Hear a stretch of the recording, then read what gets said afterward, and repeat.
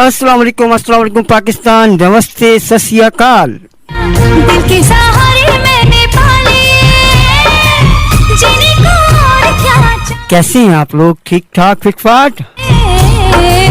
प्यार का तोहफा तेरा बना है जीवन में। बिल्कुल जनाब, आपका जाना पहचाना प्रोग्राम अपना रेडियो का मेहमान।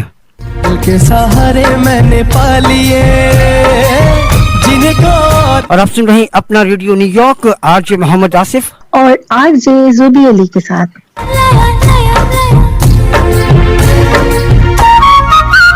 और जनाब आज जो हमारे मेहमान है ना, is a very special guest है आज हमारे साथ।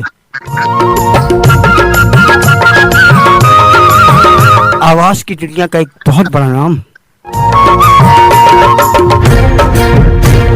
और आवाज ऐसी कि आपका दिल कान सभी को आवाज अच्छी लगी है इनकी।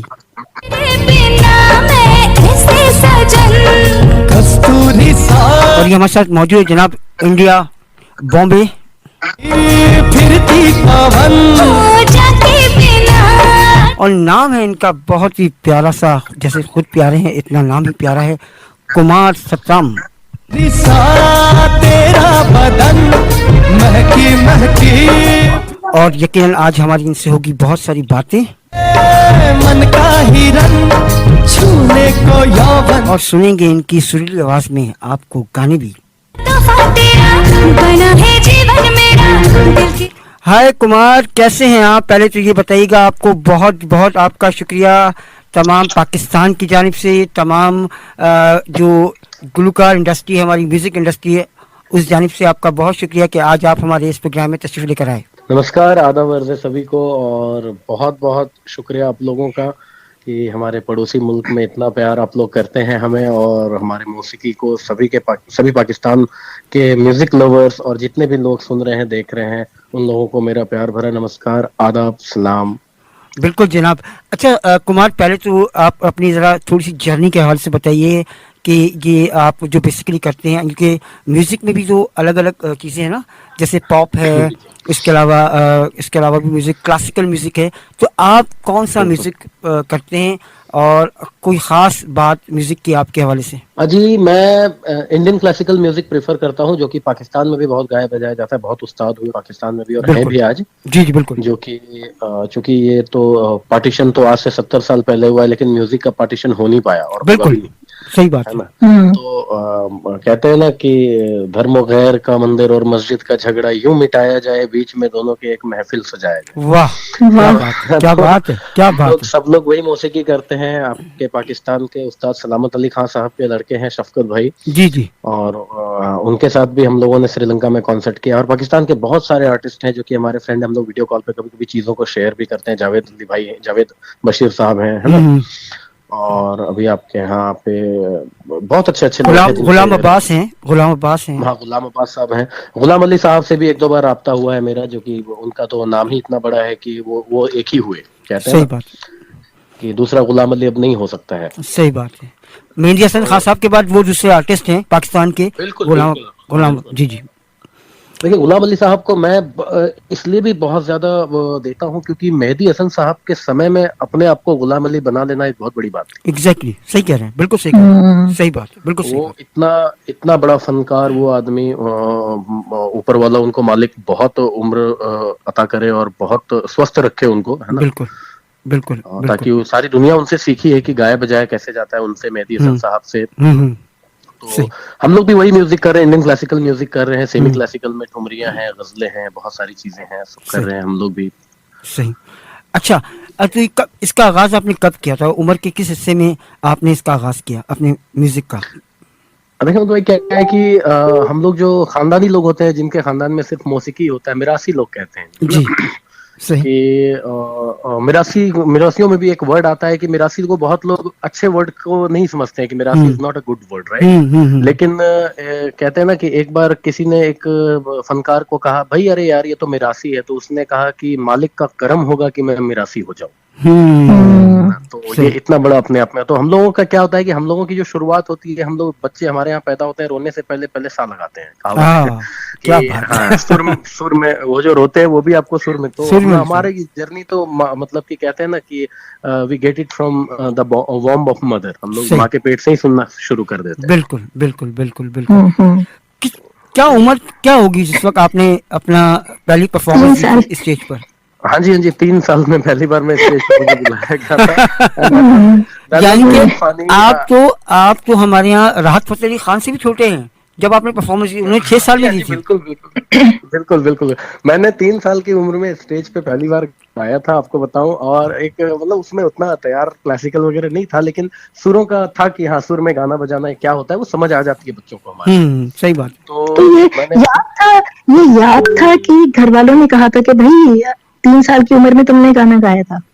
नहीं नहीं, वो क्या होता है ना कि मेरे पापा चूंकि म्यूजिक के प्रोफेसर थे कॉलेज में। ओह जबरदस्त। अच्छा। तो वाह। हाँ, तो उनके कॉलेज के कुछ प्रोफेसर आते थे, तो उनको गाना सुनाता था, वो लोग मुझे चॉकलेट्स वगैरह देते थे, अच्छा उनके कुछ दोस्त लोग। अच्छा। हाँ, तो उनमें से एक ने कहा कि ऐसा ऐसा यूथ फेस्टिवल हो रहा है, अब इसको हम लोग बस, क्योंकि यूथ फेस्टिवल के लायक उम्र नहीं थी, हम्म। तो उन लोगों में से किसी ने कहा कि एक बार इसको सुनाने के लिए ले चलिए कॉलेज में। तो मैं गया था, तो वहां पे that was a very funny moment that I got 2 harmonium, और एक में मेरा हाथ ही नहीं पहुंच रहा था, मैं बजा ही नहीं पा रहा था गिटार। ओह अच्छा। तो फिर मेरे लिए एक छोटा हारमोनियम लाया गया, उस पे मैंने फिर सुनाया था गाने। तो सर मतलब they were like oh my God, how he can do this. सही तो बात है, सही ये बात भी है। होता तीन है। साल तो का बच्चा आई थिंक मेरे ख्याल से शायद वो सही तरह बात नहीं कर पाता, सही तरह अल्फाज उसके बिल्कुल बिल्कुल नहीं होते, बिल्कुल। लेकिन आप गा रहे हैं, ये एक बहुत बड़ी बात है।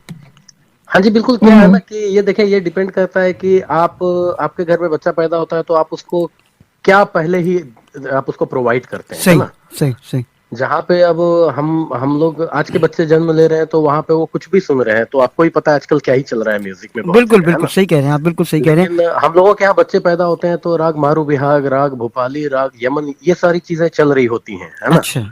सही कि सही। पैदा हुए हैं तो घर में कैसेट, उस वक्त रील्स का जमाना था, है ना। हम्म।